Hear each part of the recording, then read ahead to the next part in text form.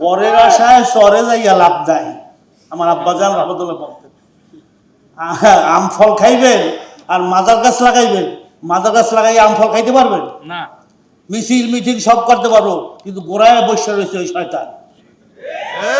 ধর্ম উপদেষ্টা মহোদয় ডক্টর খালেদ হোসেন সহ এবং শিক্ষা কারিগরি এবং মাদ্রাসা শিক্ষার যে সচিব বর্তমানে জনাব রফিকুল ইসলাম, উনিও গত 10 দিন আগে আমাদের চরমনাই জামিয়া, আমাদের চরমনাই মাদ্রাসা ভিজিট করছিলেন। অত্যন্ত খুশি এবং উনিও খুব ইসলাম প্রিয়।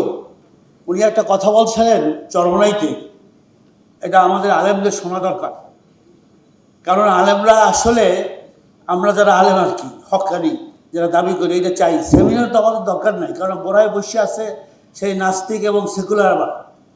আমি শুধু একটা উদাহরণ দেই, আমরা ইবতেদায়ী মাদ্রাসার শিক্ষক নিয়োগ দেওয়ার জন্য 1090 জনকে সুপারিশ দিচ্ছি শিক্ষা মন্ত্রণালয় থেকে, ধর্ম মন্ত্রণালয় থেকে সুপারিশ করে। কিন্তু আমাদের ডক্টর মোহাম্মদ ইউনুস সাহেবের যে অফিস আছে দপ্তর, সেখানে যে সচিব আছে, নাম বলবো না, এই শিক্ষা কার্যক্রম কাজ করে, সে ওই ফাইলটাকে ফেরত দিচ্ছে। কেন?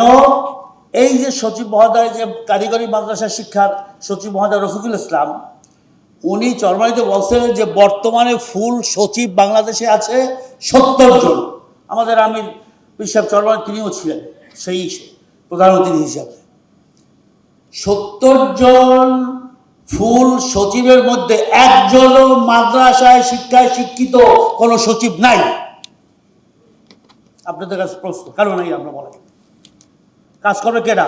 মিছিল মিছিল যত করেন, এই এমন নোট দেয় আমলারা, আমি তো এই নিয়ে কাজ করতেছি, এমন নোট দেয়, এই নোট সব হয়ে যায়, বাতিল হয়ে যায়, কাজ হয় না।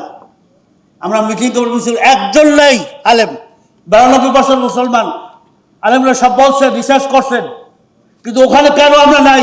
ওখানে যেতে হবে, এই করে ওদেরকে ওখান থেকে, নাস্তিকদেরকে মুরতাদদেরকে ওখানে সরাইয়া ইসলাম পন্থীদেরকে ওখানে বসতে হবে এবং ইসলামের পক্ষে, শরীয়তের পক্ষে, কোরআন হাদিসের পক্ষে, ইসলামী শাসনের পক্ষে কাজ করতে হবে ইনশাআল্লাহ। পরের আশায় চরে যাইয়া লাভ নাই।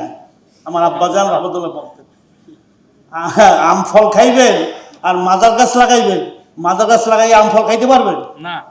মিছিল মিটিং সব করতে পারবো, কিন্তু গোড়ায় বসে রয়েছে ওই শয়তান।